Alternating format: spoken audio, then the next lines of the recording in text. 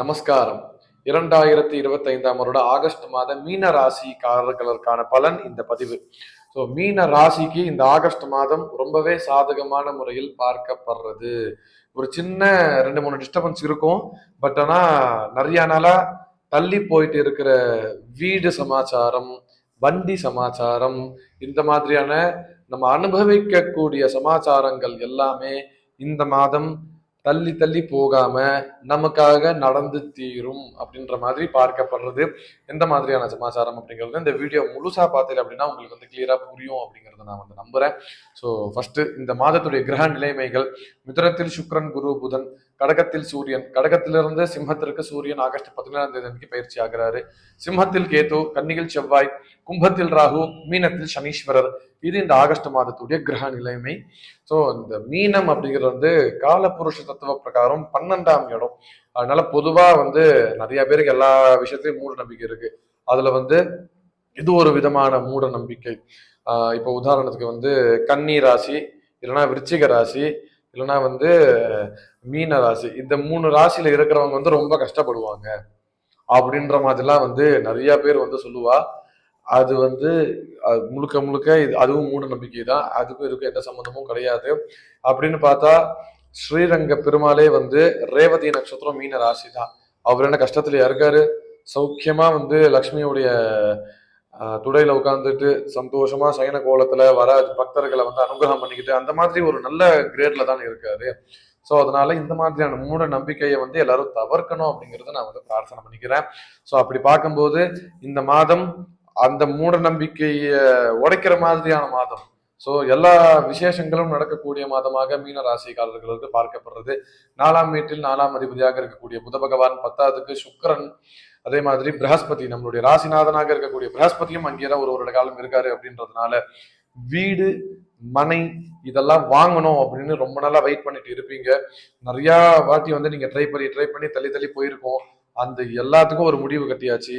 இந்த ஆகஸ்ட் மாதம் உங்களுக்கு வீடு, இடம், பத்திரம் வந்து பதிவு நடக்க போகுது, ரிஜிஸ்ட்ரேஷன் நடக்க போகுது. எல்லாரும் வந்து தைரியமா சந்தோஷமா ப்ரிப்பேர்டா இருந்துக்கோங்க. ஒண்ணு. அடுத்தது வந்து வண்டி வாங்கணும், கார் வாங்கணும் அப்படின்னு ஆசைப்பட்டுட்டு இருக்கிறவங்க, வீட்டுக்கு கொஞ்சம் அடுத்த லெவல்ல இருக்கிறவா, இந்த மாதிரியான சப்ஜெக்டுக்கு நீங்க வந்து பயப்பட வேணாம். நீங்க தைரியமா ஒரு கமிட்மெண்ட்டுக்குள்ள போகலாம். அதனால நீங்க ஒரு வீடோ இல்லைன்னா ஒரு காரோ இல்ல ஒரு 2 வீலரோ வந்து தைரியமா வாங்கலாம் அப்படிங்கறத நான் வந்து சொல்றேன். அதே மாதிரி நிறைய பேருக்கு வந்து ஒரு பயம் அப்படிங்கிறது உண்டு. நிறைய பேர் வந்து செகண்ட் ஹேண்ட் வாங்குவா, செகண்ட் ஹேண்ட் வண்டியை. அந்த மாதிரிலாம் வந்து என்னை பொறுத்த வரைக்கும் அது அட்வைசபிள் கிடையாது. எப்பவுமே புதுசா வாங்கினாதான் அந்த எனர்ஜி வந்து புதுசா இருக்கும். பழைய வண்டி அப்படிங்கிறது அது என்னதான் வந்து சாட்சாத் பெருமாளே ஓட்டி இருந்தாலும் நமக்கு வரும்போது அது செகண்ட் ஹேண்ட் தான். அவருக்கே கர்மா இருக்குமா, சுவாமிக்கே கர்மா இருக்குமா, அந்த கர்மா செகண்ட் ஹேண்டா வாங்குறவங்களுக்கும் கர்மா வந்துடும். இப்போ சுவாமிக்கே அந்த நிலைமைனா இப்ப நம்மள மாதிரியான சராசரியான மனுஷங்களுக்கு எல்லாம் எந்த மாதிரி நிலைமை அப்படிங்கறத பாத்துக்கோங்க. மேக்சிமம் எல்லாரும் செகண்ட் ஹேண்ட் வாங்குறது தவிர்க்கணும் அப்படிங்கறத நான் வந்து பிரார்த்தனை பண்ணிக்கிறேன். நீங்க புதுசாவே வாங்குவீங்க, தைரியமா லோன் வாங்குங்க. நீங்க உங்களால கட்ட முடியும். அதனால நீங்க வந்து ஒரு கமிட்மெண்ட்டுக்குள்ள போகிற நேரமா தான் இந்த நேரம் வந்து பார்க்கப்படுறது. அதனால உங்களுக்கு வீடு, மனை, வாகனம் இது எல்லாமே இந்த மாதம் வந்து ஃபேவரபிளா இருக்கு, செட் ஆகும். இதுல ஒரு பிளஸ் ஒரு மைனஸ் இருக்கு. அடுத்த சப்ஜெக்ட் என்ன அப்படின்னா, கோர்ட் கேஸ் எல்லாம் யாருக்காவது இருக்கு, ரொம்ப நாளா வந்து அது வந்து வழிப்பறையிலே இருக்கு, இழுப்பறையிலே இருக்கு. அதே மாதிரி உதாரணத்துக்கு மெஜாரிட்டியா இருக்கிற கோர்ட் கேஸ் அப்படிங்கிறது 2. ஒன்னு ஹஸ்பண்ட் அண்ட் ஒய்ஃப்குள்ள டிவோர்ஸ் கோர்ட் கேஸ். ஒருத்தவங்க கொடுத்தா இன்னொருத்தவங்க கொடுக்க மாட்டாங்க. அது வந்து ரொம்ப வந்து இருப்பறையில் இருக்குன்றது. இன்னொன்னு லேண்டு, இந்த ப்ராப்பர்ட்டி சம்பந்தப்பட்ட கோர்ட் கேஸ். இது எல்லாமே இந்த மாதத்தோட சரியாகி போயிடும். பட் ஆனா ஏதாவது ஒரு பெரிய செட்டில்மெண்ட் பண்ற மாதிரி நமக்கு வந்து நேரம் இருக்கு. நீங்க ஒரு செட்டில்மெண்ட் பண்ணிட்டே இல்லை அப்படின்னா உங்களுக்கு வந்து இந்த மாசத்தோட அந்த எல்லா பிரச்சனையிலிருந்து வெளியே வந்து சௌக்கியமா இருக்கலாம் அப்படின்ற மாதிரி இந்த கோச்சார பலன் அப்படிங்கிறது வந்து இருக்கு. அதனால இது என்னதான் நல்லதா இருந்தாலும் இது ஏதோ ஒரு மைனஸ் இருக்குன்னு சொன்னேன் அப்படின்னு நீங்க வந்து யோசிப்பீங்க. மைனஸ் அப்படிங்கிறது என்னன்னா, இந்த பிரச்சனை எல்லாம் இல்லாதவங்களுக்கு, ஜாதகத்துல சுய ஜாதகத்துல நேரம் சரியில்லாதவங்களுக்கு இதெல்லாம் நடக்கும். ஹஸ்பண்ட் ஒய்ஃப்குள்ள பிரச்சனை வருது, அதுக்கப்புறமா வந்து தேவையில்லாத பந்துக்கள் கிட்ட வந்து கோர்ட் கேஸ் வரைக்கும் போகிறது, சண்டை போடுறது, அக்கம் பக்கத்துல வீட்டுக்காரங்க கிட்ட சண்டை போடுறது, அவங்களால நமக்கு பிரச்சனை வருது, இது வந்து கோர்ட் வரைக்கும் போகிறது, போலீஸ் ஸ்டேஷன் வரைக்கும் போறது, இதெல்லாம் எதனாலனா கேத்து சேர்ந்திருக்காரு. அதனால அவசியம் இதெல்லாம் நடக்கும், எல்லாரும் ஜாக்கிரதையா இருந்துக்கணும்னு நான் வந்து பிரார்த்தனை பண்ணிக்கிறேன். அதே மாதிரி அது இருக்கிறவங்களுக்கு அது நிவர்த்தி ஆயிடும் அப்படின்னும் வந்து சங்கல்பம். அதுவும் காரணம் கேத்து கூட சேர்றாங்க அப்படின்றதுனால. இது ஒண்ணே ஒண்ணுதான் வந்து மைனஸா பார்க்கப்படுறது.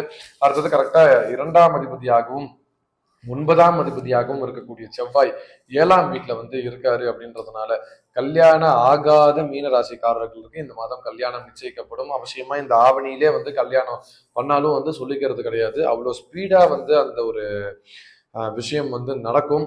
அதனால நீங்க வந்து ஒரு வரன் பார்த்துட்டு இருக்கீங்க அப்படின்னா இந்த இந்த மாதம் உங்களுக்கு அது ஃபேவரபிளா நடக்கக்கூடிய மாதமாக பார்க்கப்படுறது. அவளுடைய கர்மாக்கு தகுந்த மாதிரி தான் எல்லாம் நடக்கும்னு வச்சுக்கோங்களேன். அவங்களுடைய சுயஜாதகத்துல எப்படி இருக்கோ அதுக்கு தகுந்த மாதிரி தான் வந்து பலன் அப்படிங்கிறது இருக்கும். இருந்தாலும் கூட கோச்சாரம் அதுல ஒரு பெரிய ரோலை வந்து பிளே பண்ணுதுன்றதுனால கோச்சார ரீதியாக வரக்கூடிய பிரச்சனைகளை இந்த மாதம் மீன ராசிக்காரர்களுக்கு ரொம்பவே ஃபேவரபுளா வந்து பண்ணி கொடுக்குதா. அதனாலதான் இவ்வளவு ஃபேவரபுளும் வந்து உங்களுக்கு நடக்க போகுது. அதே மாதிரி இது வந்து பொது பலனாக பார்க்கப்படுறது. அடுத்தது குழந்தை இல்லாதவர்களுக்கு இந்த மாதம் அப்படிங்கிறது நிச்சயமா குழந்தை வந்து உண்டாகும். காரணம் 5ஆம் வீட்டில் சூரிய பகவான், அது ஒரு பெரிய விஷயமா பார்க்கப்படுறது. அதே மாதிரி கரெக்டா பிரகஸ்பதியிலிருந்து 5ஆம் அதிபதியாக இருக்கக்கூடிய சுக்கிரனும் வந்து அவர் கூடயே சேர்றாரு நம்மளுடைய 4ஆம் வீட்டுல. ஸோ நீங்க ஒரு வண்டி வாங்குங்க, உடனே குழந்தை நிற்கும். ஒரு இடம் வாங்குங்க, குழந்தை நிற்கும். இது ஒரு டெக்னிக்கலான சூக்ஷ்மமான பரிகாரம், பிராயஷ்சித்தம். ஸோ இந்த மாதிரி அந்த 4ஆம் பாவத்தை ஆக்டிவேட் பண்ணும்போது 5ஆம் பாவமும் ஆக்டிவேட் ஆகிடும். அந்த மாதிரியான அமைப்புகள் இந்த நேரம் உங்களுக்கு வந்து இருக்கு. ஸோ இதுவே வந்து இந்த மாதத்துடைய பொது பலனாக மீனராசிக்காரர்களுக்கு பார்க்கப்படுறது. இந்த மாதத்துல இருக்கக்கூடிய பிரச்சனையிலிருந்து நம்ம சரியாகிறதுக்கு நம்ம என்ன பண்ணலாம், என்ன சுவாமியை வழிபடலாம் அப்படின்னு பார்த்தீங்க அப்படின்னா, திருத்தணியில இருக்கிற முருகரை பூஜைகள் பண்றது, அந்த சுவாமிக்கு போயிட்டு அர்ச்சனைகள் பண்றது, அபிஷேகங்கள் செய்வது, அந்த சுவாமியை தரிசனம் பண்றது, இந்த மாதிரியான விசேஷமான வைபவத்தை நம்ம பண்ண பண்ண பண்ண நமக்கு இருக்கக்கூடிய அனைத்து பிரச்சனைகளுமே நிவர்த்தியாகி நமக்கு எல்லாமே வந்து சாதகமான முறையில பண்ணி கொடுப்பாராம். அதுதான் வந்து இந்த திருத்தணி முருகர் உங்களை நான் சஜஸ்ட் பண்ணியிருக்கேன். ஸோ மேற்கொண்டு உங்களுக்கு வேற ஏதாவது சந்தேகங்கள் இருந்தாலும் உங்களுடைய ஜாதகத்துல நீங்க டிஸ்பிளேல தெரிகிற நம்பருக்கு அவசியமா வந்து காண்டாக்ட் பண்ணி எங்ககிட்ட வந்து நீங்க வந்து ஜோதிட ஆலோசனை பண்ணிக்கணும் அப்படின்னு நான் பிரார்த்தனை பண்ணிக்கிறேன். எங்களால முடிஞ்ச நிறைய நல்லதை வந்து ஜாதகம் பார்த்து நிறைய பேருக்கு பலன் சொல்லி நிறைய பேருக்கு பரிகாரங்களை சொல்லி அவங்களுக்கு அது நடந்திருக்குன்னு நிறைய பேர் சொல்றதுனால நாங்களும் ஒரு ஒரு புத்துணர்ச்சியா ஒரு மோட்டிவேஷனா இன்னும் நிறைய பேருக்கு நல்லா சொன்னா அப்ப நல்லது தானே நடக்கும் அப்படின்ற மாதிரியான ஒரு நல்ல எண்ணத்துல வந்து வந்திருக்கோம். நாங்க ஒத்துக்கிறோம், அல்டிமேட்டா இது காசு தான், இது வந்து மார்க்கெட்டிங் தான். பட் ஆனா அதுலயும் ஒரு நியாயம், அதுலயும் ஒரு தர்மத்தோட நாங்க வந்து பண்ணணும் அப்படின்னு வந்து இது இவ்வளவு வருடம் வந்து சுவாமியோட அனுகிரகத்துல பண்ணிட்டு இருக்கோம். ஸோ மேற்கொண்டு உங்களுக்கு ஏதாவது இதுல சந்தேகங்கள் இருந்தாலும் நீங்க வந்து அவசியமா எங்களை அணுகலாம். இதோட அடுத்த ஒரு பதிவுல சந்திக்கலாம். நன்றி, நமஸ்காரம்.